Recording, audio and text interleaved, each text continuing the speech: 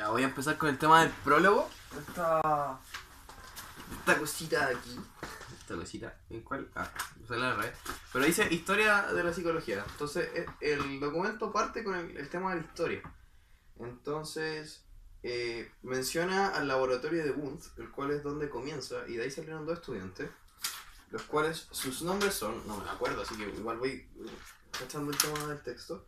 Bradshaw Titchener, que él fue el creador del estructuralismo, y también salió William James. Entonces, partamos primero por el que primero mencionamos, que fue el estructuralismo. El estructuralismo intenta construir cómo suceden las cosas a través de estructura. O sea, cómo es que estos funcionan. ¿Cachai? Por ejemplo, ¿cómo es que funciona el olfato? ¿Cómo es que funciona la emoción en el cuerpo? Entonces, esas preguntas fueron un poco difíciles de responder para ellos, porque el tema es que utilizaron una autorreflexiva, una conversación autorreflexiva, una introspección autorreflexiva. Entonces, el paciente o la persona que se le está ayudando se tenía que contar todo. Y es muy difícil porque por temas de confianza, por todos esos temas, no sabrían completamente. Y uno de los aspectos que mencionaba S.S. Lewis, el que escribió Las Crónicas de Narnia, fue que podemos analizar todo menos a nosotros mismos introspectivamente. Porque claro, todo depende de las experiencias de las personas. Hay muchas cosas que son independientes de cada persona. Por ejemplo, a todos ustedes tienen distintas experiencias que yo. Y esas son cosas que influyen en el tema psicológico. Luego está el funcionalismo, que se pregunta por qué suceden las cosas. El experimento que utilizó William James era que a través del olfato, ¿cómo era que se conectaba? ¿Por qué se conectaba el olfato? ¿Por qué llegaban los sensoriales dolores al cerebro y se interpretaban? ¿Por qué? ¿Cómo era que llegaban también? ¿Por qué la nariz y el cerebro hacen las cosas que llegan al olfato, el olor, y se interpreta de alguna forma? Entonces, hizo muchas pruebas, y también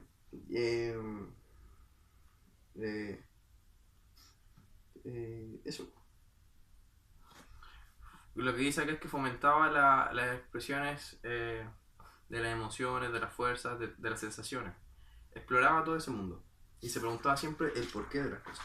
Claro, siempre había más posturas psicológicas. Por ejemplo, está la psicología humanista, la cual la psicología humanista ve como todo el tema ambiental, todo el tema que nos rodea, todo el tema de que las cosas que nos rodean en nuestro mundo, por ejemplo el ámbito familiar, el ámbito de amistades, influyen en nuestra psique, en nuestra influencia psicológica.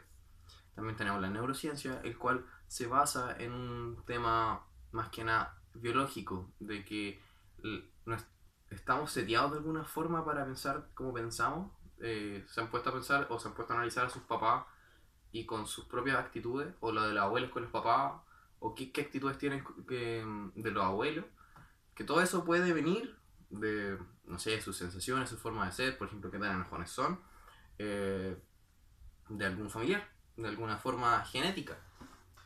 Luego tenemos también muchas formas, hay muchas a través de la historia, el psicoanálisis, la cognitiva, que la cognitiva tiene que ver con todo el proceso de la percepción y de cómo nosotros percibimos, y de cómo procesamos la información, de que las experiencias que tenemos también influyen mucho.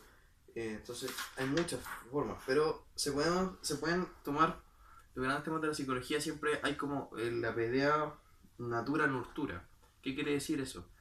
Nurtura se refiere a las cosas que ya hemos vivido, que son independientes de cada persona. Todo lo que te rodea, todas tus experiencias, todo lo que no compartimos con las otras personas.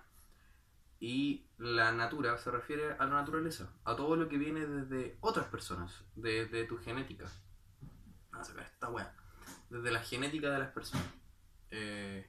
Eso que decía la psicología un poco neurocientífica tiene que ver. Entonces, se formaron se formó un mapita que está en la página 8 que tiene que ver con las tres grandes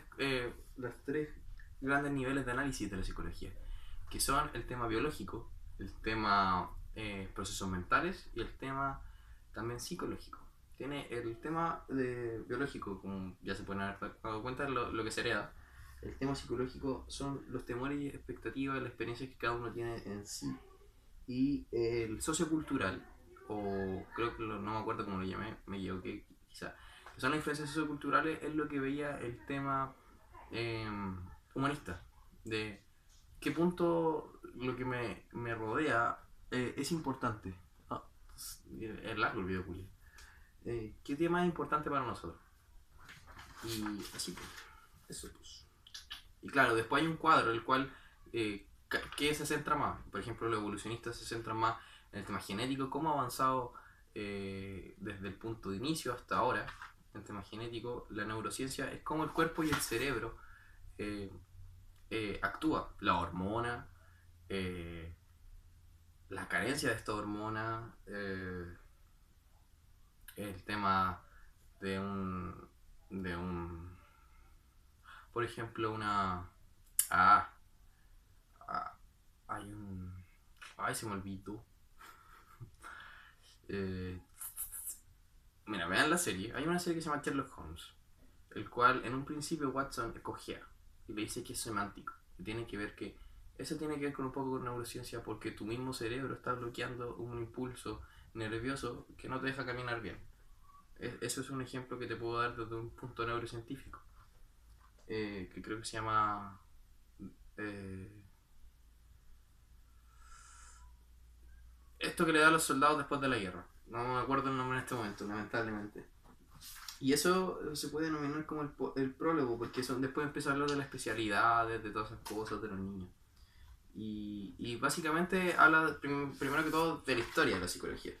Luego empieza a hablar como una reflexión crítica en el capítulo 1, de que los psicólogos son investigadores de la memoria y hay que siempre estar con un tipo de curiosidad, pero siempre hay que ver una humildad porque tiene que ver con un carácter científico de que casi siempre a través de la experimentación, de la forma empírica se pueden dar resultados. Pero también, por ejemplo, habla de algo muy interesante que era el tema de la confianza que tiene cada uno y de algo que se denomina el sesgo retrospectivo. El sesgo retrospectivo se refiere a que las personas cuando ven hacia atrás las cosas, cuando ya cometieron el error, decían, era tan obvio esa weá, que puta yo lo hubiera sabido. Por ejemplo, pero no lo probaron. Por ejemplo, que en Irak, aquí da el ejemplo de Irak, de la guerra, de que cómo no vieron que iba a desatar una guerra civil, de que hubiera muchas muertes, o que por ejemplo el 11 de septiembre cuando cayó la primera torre, no pensaran de que iba a caer la segunda torre. O por ejemplo, extrapolemos un poco más a Chile, cuando terremoteó, el 2010, ¿por qué no pensaron que iba a venir un tsunami? ¿Por qué no subieron al tiro del cerro? Y después después de que ya pasó, dice, puta, pero si era tan obvio que iba a pasar un tsunami o algo así. Entonces, eso quiere decir el sesgo retrospectivo. Y una de las cosas que influyen mucho en el sesgo retrospectivo es el exceso de confianza de las personas. De que dicen, no, si yo me las puedo siempre. Sí, ¿para qué? ¿Cómo voy a estar equivocado y cosas así? Y pasa mucho. Personalmente me pasó a mí con el tema de las votaciones cuando salió Piñera. Yo no podía votar porque era menor de edad. Pero yo decía, puta, los buenos que votaron por la vea van a votar por Guille y no va a salir Piñera. Ese es el exceso de confianza de mi parte que las otras personas no hicieron. Quizás muchas personas pensaron lo mismo y no fueron a votar. Y salió Piñera, terminó saliendo y cagamos todo. Eh, o sea, no, si hay alguien que apoya a Piñera, está bien. Y eso, básicamente es todo lo que yo he estudiado de introducción a la psicología o un poquito más, pero es todo lo que les puedo explicar a través del video que quise hacer. Avísenme qué tal les pareció y eso. Chao, chao.